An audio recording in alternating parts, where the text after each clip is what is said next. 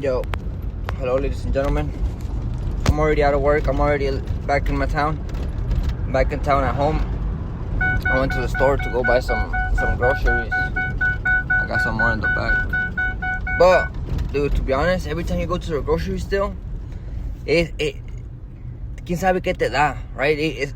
There's something that when you see other people's carts with like 2 or 3 things only water, only like one rotisserie chicken, or like one, like you can see like whenever you're gonna buy supplies to make a meal, like you only see that, right? You don't see like the full cart full of groceries anymore, bruh. Fucking inflation. Everything's so fucking expensive, right? Everything went up. All of the cost of everything went up, right? But people's wages, it didn't go up by anything. It went up, if anything, by 25 cents, by 50 cents. But everything went up in price by fucking dollars, right? So how are the extra 50 cents? How's that gonna adjust to the full $50 or $5, or higher and shit like that? Like making extra 50 cents. How's that gonna right, when you have so much to say you can't even say it, but how is somebody making fucking $15 an hour gonna pay their bills? I'm so lucky that I had this job right now. Like the previous job that I had, I was getting paid $16 an hour. This job I currently have right now, I'm thankful, I'm grateful. I'm getting paid, I believe, $22, $23 an hour. I mean, in Cali, it's still better than what I was getting before. And I still gotta remain grateful, because there's people who don't even have a job. There's people who can't even work. But to the point of today's video, I'm not here to talk about inflation or none of that, right?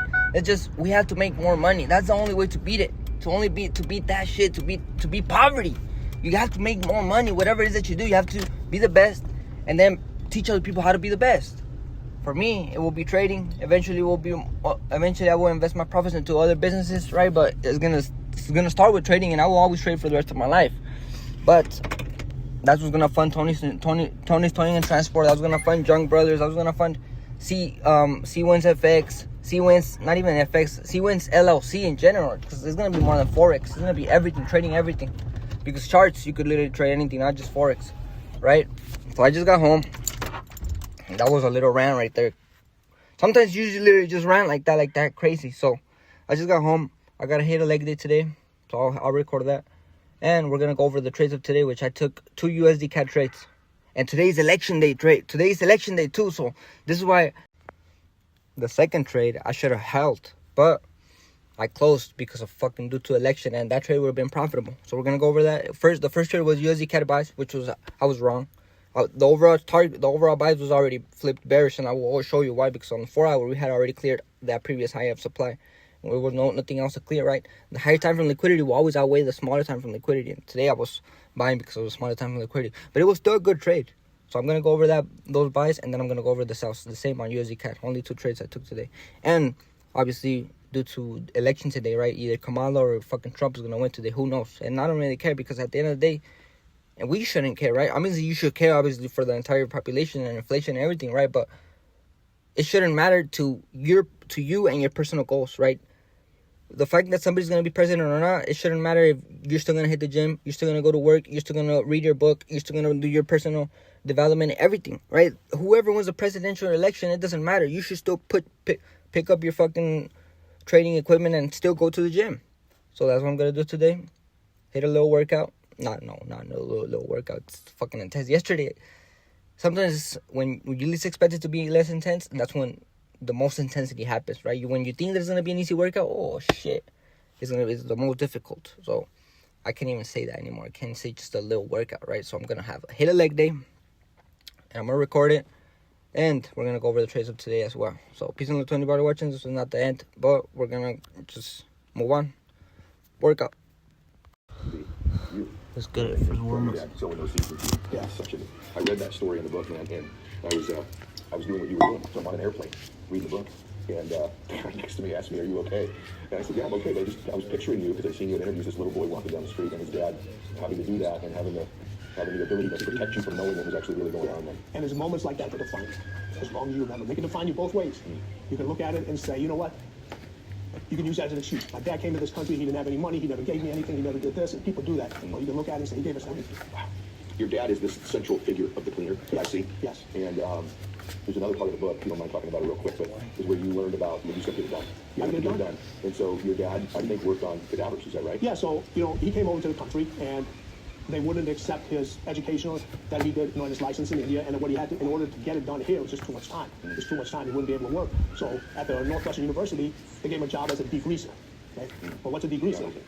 So I don't know how medical school is taught now these days, but back then, you had cadavers, okay? And in order to preserve the cadaver, you filled it with formaldehyde so it could last the whole semester and quarter and so forth, all right? But after the quarter's over with or semester's over with, guess what? They're disposing of it. When they're filled with formaldehyde, they weigh anywhere from 500 to 600 pounds. So you just can't, it's not like you get a garbage truck and just toss them in. So what you have to do is, there's an individual that has to take these bodies, you have to dismantle them, and throw them into a furnace. Okay? That was my dad's job. He went from where he was to doing that to provide. Exactly. Provide for the family. That's exactly what he told me. He said, this is what you do. Sometimes you have to do to provide for the family. That's what you do. So they can't afford, my parents can afford babysitters. One worked night, one worked during the day. So when there was no school, all right, my mom's resting because she just worked the night shift. All right, so guess what? We go to work with our dad. All right? We go to work with our dad. My dad's in the things, he can't let the kids run around. My dad's in the thing, we're in the gear and everything. He answers saw. He goes, this is what I do. Hands you a saw? Yeah, the bone saw. This is what I do. How old are you, roughly? I was 6. Oh my God.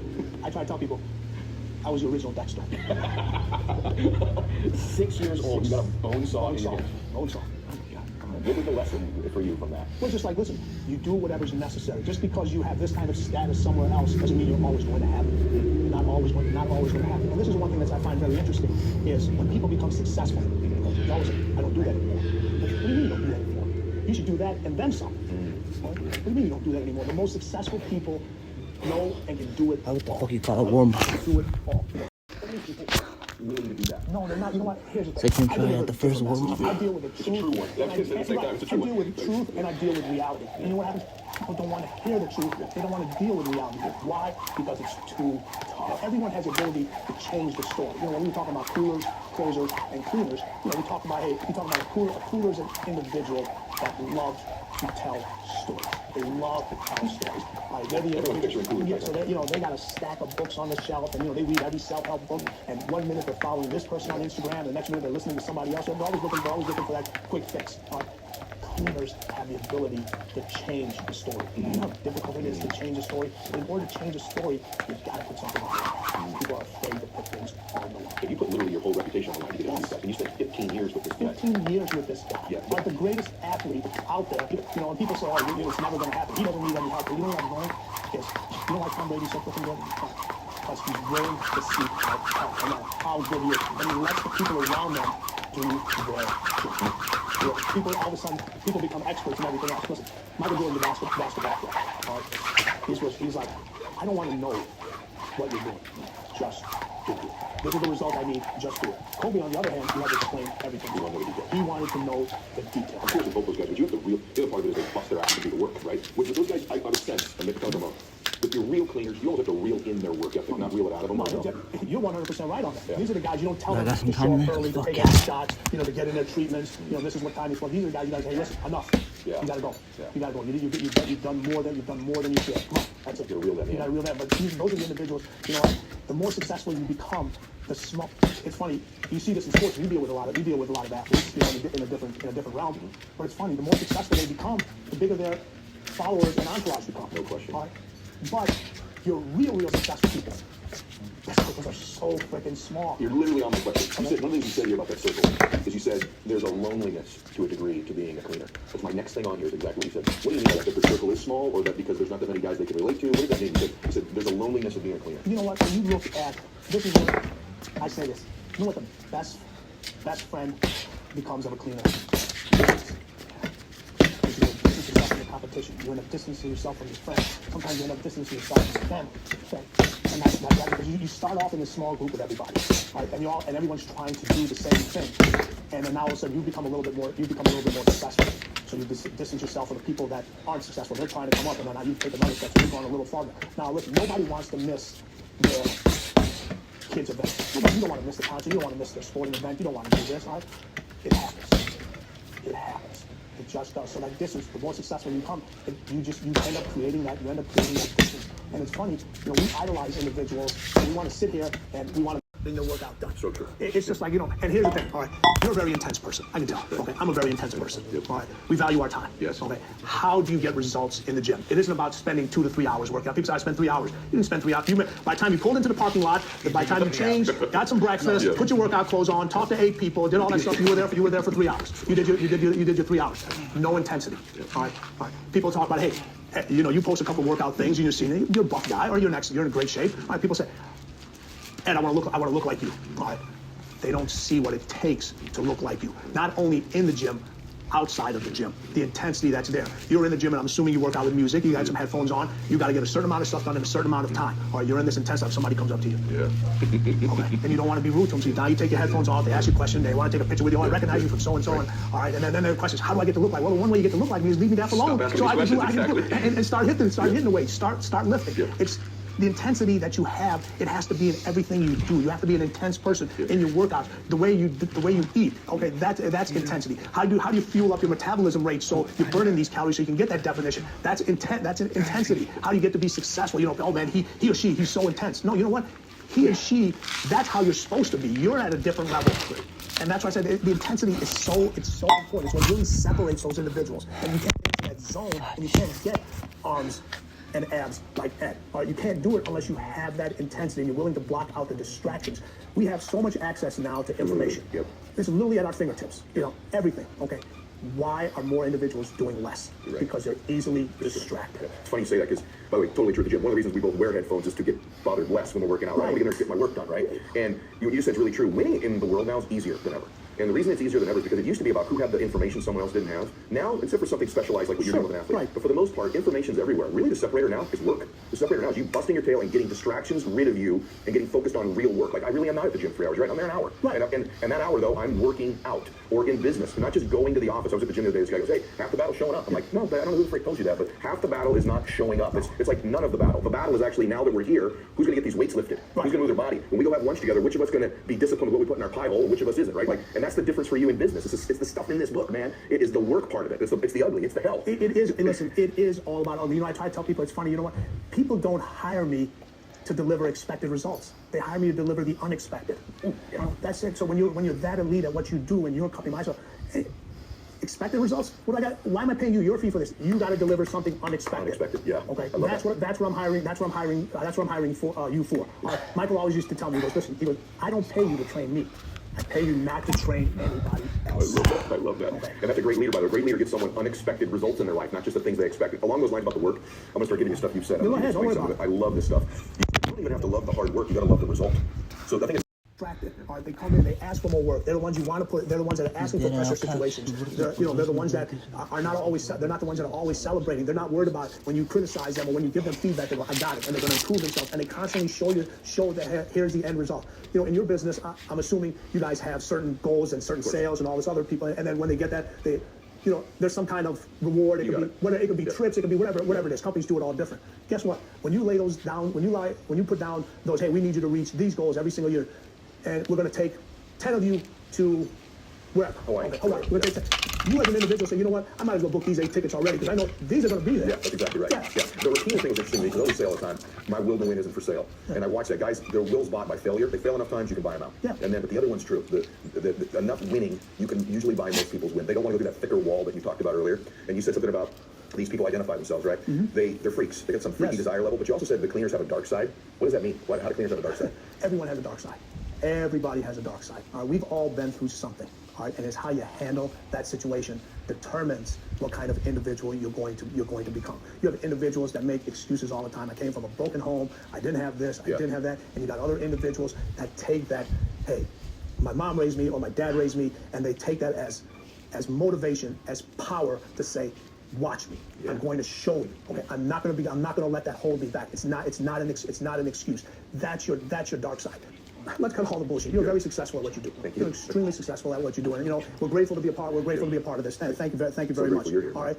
But what happens is, the more successful you become, the less people care about your problems. Oh, that's so true. That's so true. Okay? Yes. They don't care because they look at your house, they look at the money, they look at the car, and they're like, oh, he's got it all. They don't care. They don't understand that you have the same issues that everybody else has, but people don't understand that because they think this is the cure-all for it all. It's not the cure-all for it. Right. It's not, and it's fun. The more successful you become, the less people you can talk to things about because they don't want to hear it. Exactly They don't want to hear it. Yeah. But it's funny once you start hanging around people that have your same ideas, same goals, are same as successful, watch how the conversation changes. 100% true. You got to talk about this for a second because I read the book and I went, I hang around cleaners, and not all of them are wealthy.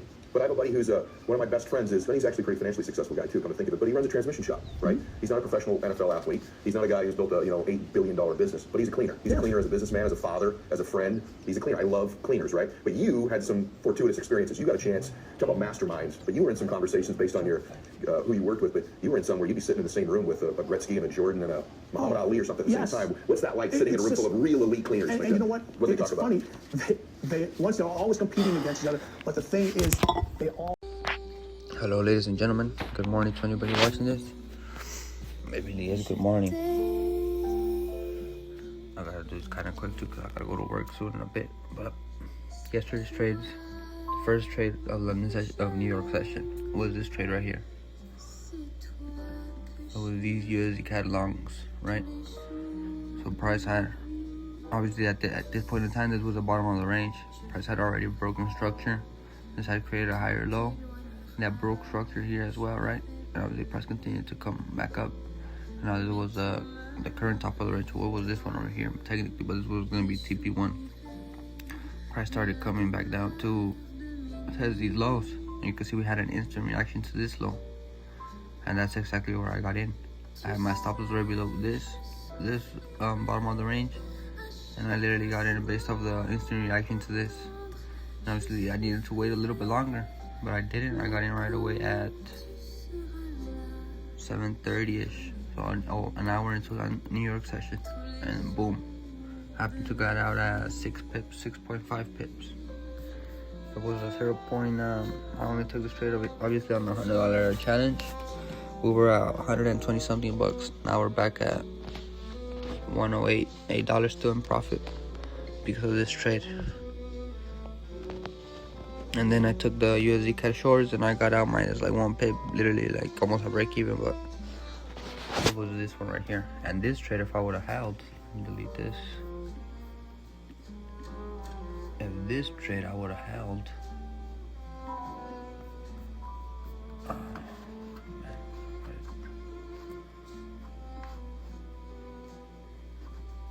if I would have held this one, I would have caught a solid 30 pips. You can see, let me just delete this. Already says I already reviewed it. Stop was 6 pips. What I got out was 6 pips. You can see price started melting after. Melting, hit stop loss on the buys, and then it retraced, and this is where I got in, thinking this was gonna be a lower high, and obviously started consolidating, and I got out right there, right somewhere right here, 1.5. Price continued back down, created a double bottom, and I was like, you know what, if price can break below here and continue to be like this, then I'll get back in. And price did this right here, but all I had to do was continue to hold the trade. Look, it would have never hit stop loss, would have came back into profit, and would have melted all the way down slowly but surely for 33 pips. And then over here we can see, and then over here, as you can see, what I wanted to happen on yesterday on USD CAD happened today. You can see price created a bottom of the range, created a higher low, then it came to test and then broke highs, right? So now this is your impulse of the range, impulse within the range, right? Because of the impulse that broke highs and it was a higher low. So what did price do? Price came back to test that low, and literally just what I wanted to happen yesterday. Beautiful test and instant reaction. Instant. All the way back away to 138. And here was the entry. Stop loss under here, TP1 here, let the rest run. Once target hit, obviously it never even came back to your stop loss, to your entry. So I missed this trade. This trade actually happened yesterday at around 3. Damn, I could actually enter this trade. It happened like around 4. I think I was at the store working out at that time already. I'm not sure. No, I think I was at the store. But I started working out like around 4:30ish. So I was putting away groceries and stuff, and I missed this trade. But obviously now we're gonna see. We've been bullish.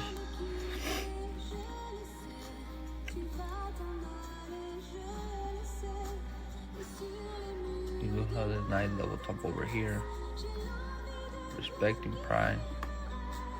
And probably did respect the supply right here. So maybe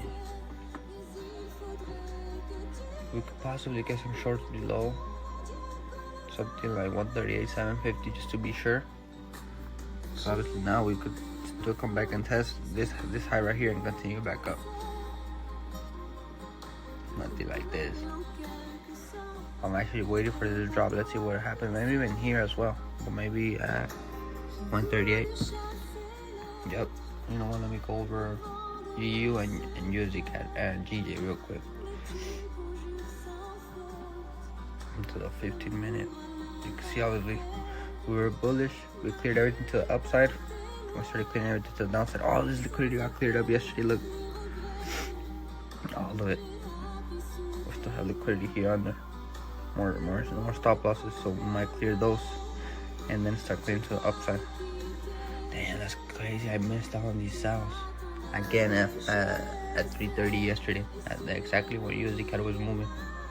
That's probably because of the election. But I mean, we do have a nice double top here, and we do have a bottom of the range here.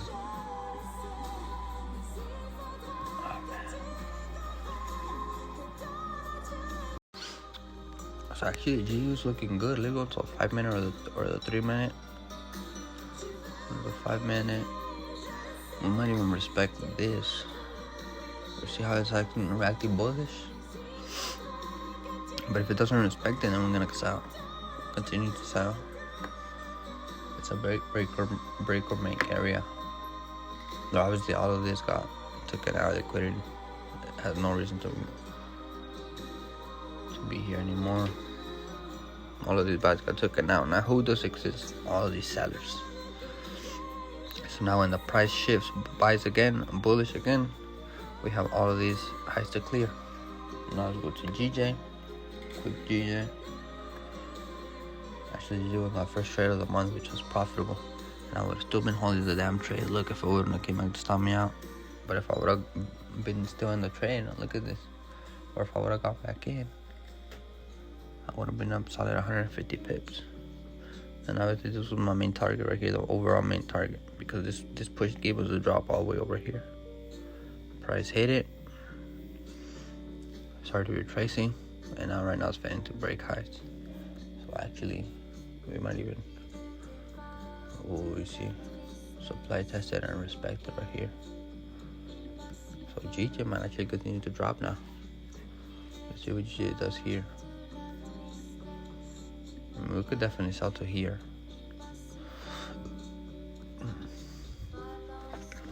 Hey, for real, dude. We might get a possible instant short. Stop loss 30 pips, TP1, 30. It's a 1-to-1. Look, instant profit. Maybe keep on holding all the way to overall target would be 197. Not here to these lows. Maybe. But I might also just wait to see what price does here. If it does this, or if it does something like this. So that's what my analysis for GJ and the trade outlook for USD CAD. Peace and love. Now back to work.